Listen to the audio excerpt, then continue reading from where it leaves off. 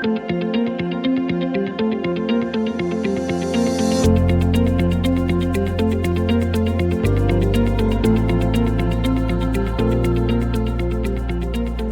everyone, and welcome back to our training videos on ProPresenter 7. Today's video is about the announcements layer and looks.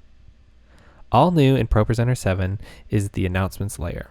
So if we were to go to our PreService Slides, we could turn them into a slideshow by going up to the slideshow icon, clicking on it, choosing the time for each slide, or a custom time. Now each slide will run for 10 seconds and then move on to the next one, but what you notice is there's no longer an icon for the time on the slide. You only know that it's in slideshow mode from the slideshow icon at the top of the presentation. But we know, since we have a video, and we know this is a video because it has a timer right here on it, that this video needs to be set to 0 seconds so that when the video ends, it doesn't hold for 10 seconds to go to the next slide. It just goes automatically to the next slide when the video is over. So if we right click on our slide, we can go to next timer. Then we can choose 0 seconds. It's also an option to loop back to the beginning, which is automatically done when you create a slideshow, but if you need to add that, you can go to next timer and click on loop to the beginning. Then we select done. Now when we run this video, it'll automatically go to the next slide when the video ends. Also notice that it tells us that we've put a go to next timer on it. So if there's a icon in the corner of the slide, it means there's a go to next timer. Otherwise, it's going to only tell you what the slideshow timing is at the top of your presentation. Also, go to next timer overrides any slideshow presentation timer.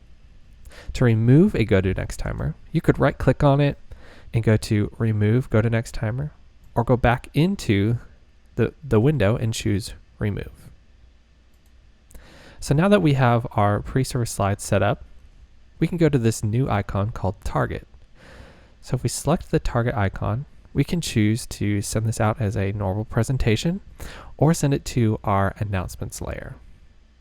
Once we select announcements layer, the target icon goes green and we get a green target icon next to our presentation in our playlist.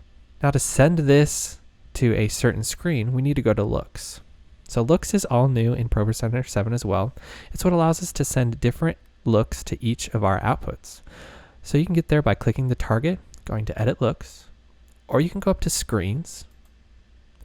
In the audience section, you can go to edit looks or use your keyboard shortcut of Shift Command 1. In the edit looks window, we get to see all of our different outputs we currently have set up on the computer. And then we get to see all the different layers that we can send to each of those outputs. If you click the Identify tab, it'll show you all the different layers that can be sent or you're currently sending to your outputs. Since I created this multi-viewer during the stage display video, we'll use this to show us the different looks that are happening while we change it. So if you wanted to have a mask on your output, you would select it here and choose which mask.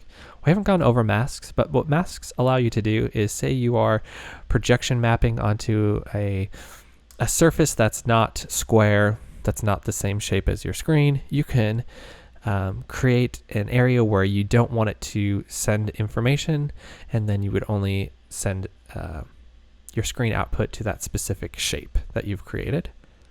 The next layer is props and messages. Props are a slide that sits above the slide layer, so you can add anything you want to a prop layer. You go into it, the editor, just kind of like the presentation editor, and you can add a shape or a text box. It sit right on top of the slides layer. Also, messages sit at the exact same layer as props, so any messages that you create, so timers that have a message associated with them, or any other of the message types that you've created, they would live above that as well. Then the next layer is our all-new announcements layer. So whether or not you wanted to show your announcements layer, you'd click here. Then you have your slide and media, and you have your theme type for your presentation. So you could choose a different theme for your presentation in each of your outputs. Also, your media is your foreground and background media. The last layer is your video input layer. So I've just created a simple scenario here where maybe all we want to see on our Worship Center side screens is our props, our slides, and our media. Then we have a lower thirds output.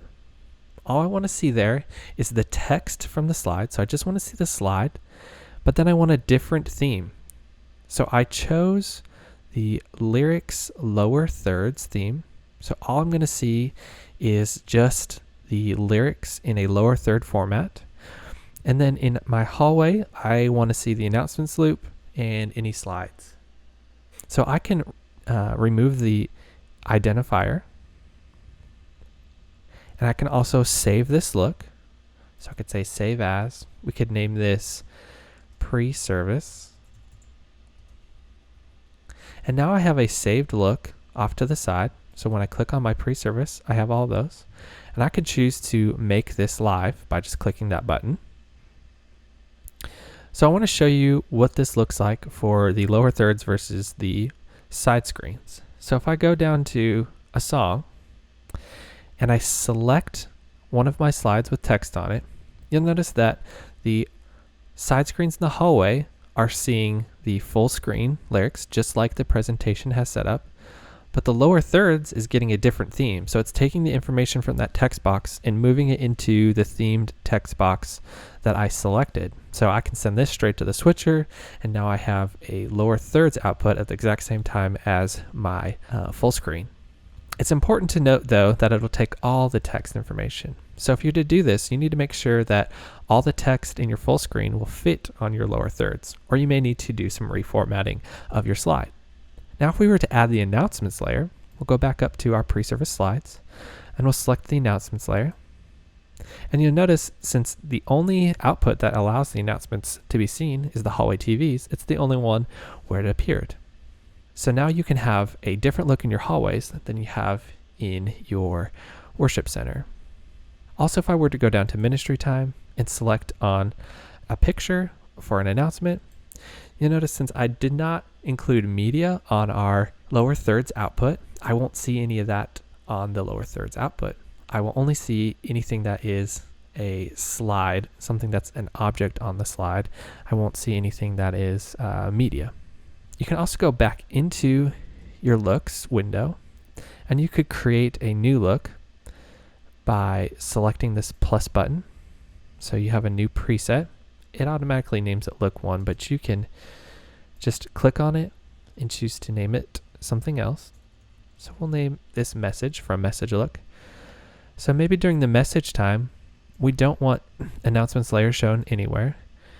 We don't want messages to be shown in the lower thirds.